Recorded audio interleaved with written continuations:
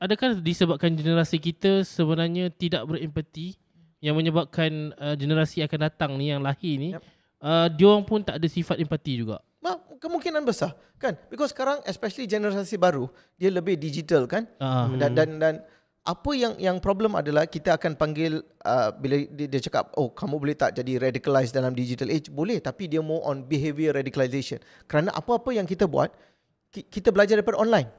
Benda ni kalau orang tak nak dengar cakap kita mesti secara tegas buat kerana ada seorang influencer yang dah buat. Dan dia dapat hasil dia. Kita buat benda-benda semua nak viral je. Kita tak lihat impact dia sebenarnya apa. So yang kita belajar semua daripada online. Nak buat benda ni, boleh. Influencer ni buat apa. So sebab tu saya cakap jangan selalu percaya apa yang influencer buat. Influencer akan buat apa-apa untuk dapat views. Kan? Itu kerja dia. Untuk dapat views. Realitinya lain. Kan kadang-kadang kita lihat influencer sekarang semua cakap saya buat kerja ni. Kita lihat video dia buat selalu 15 saat. Boleh pandu kereta mewah. Kita pun nak, tapi kita tak tahu apa yang influencer tak tunjuk kamu. Betul. Untuk 15 saat tu berapa jam dia kerja untuk create klik 15 saat tu. Kadang-kadang saya duduk dengan content creator dengan influencer, saya tanya video ni untuk 30 saat ni berapa lama? Cakap 2 minggu kadang-kadang.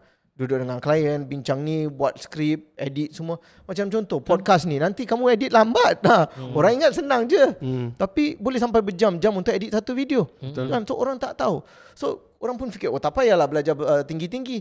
Boleh dapat senang jadi influencer, boleh dapat duit banyak. Mana boleh kan? So sebab tu that's another problem.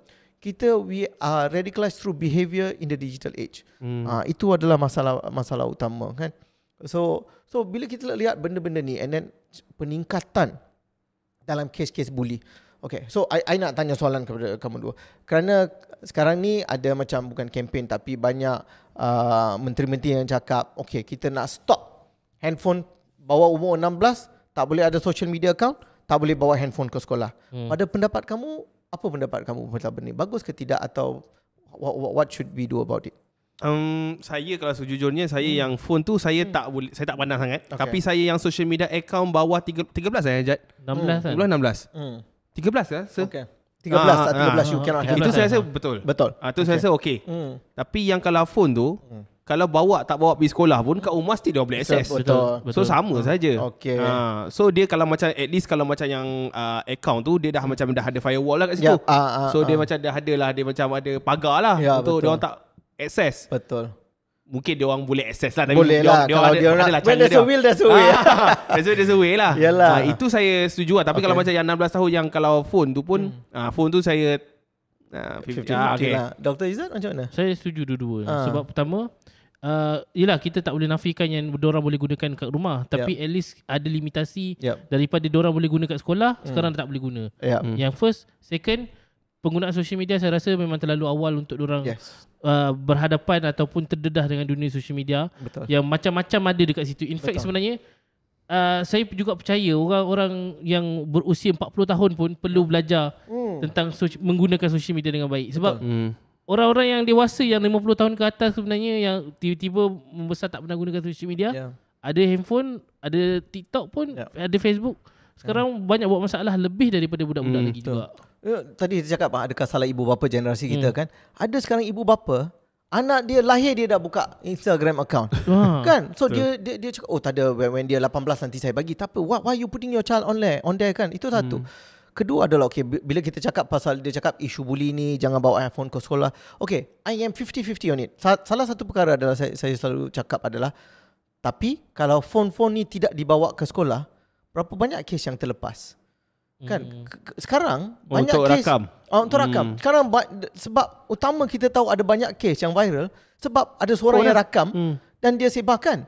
Kalau mereka tak rakam, confirm budak tu dia takkan cakap pun dia dibuli. Kan? So macam kes yang diorang ambil budak tu lepas tu kat palang tu kan. Mana kita tahu ni berlaku? Sebab orang rakam baru kita tahu. So to me, selagi tidak ada CCTV yang cukupnya di sekolah, I think it's okay bawa phone, because kalau dia tak bongkarkan benda-benda ni, lagi banyaklah orang tak tahu. Betul. Tapi I do agree yang phone tidak patut digunakan dalam kelas. So bagi pendapat saya, luar kelas tu dia nak pakai, suka hati dia. Tapi dalam kelas jangan.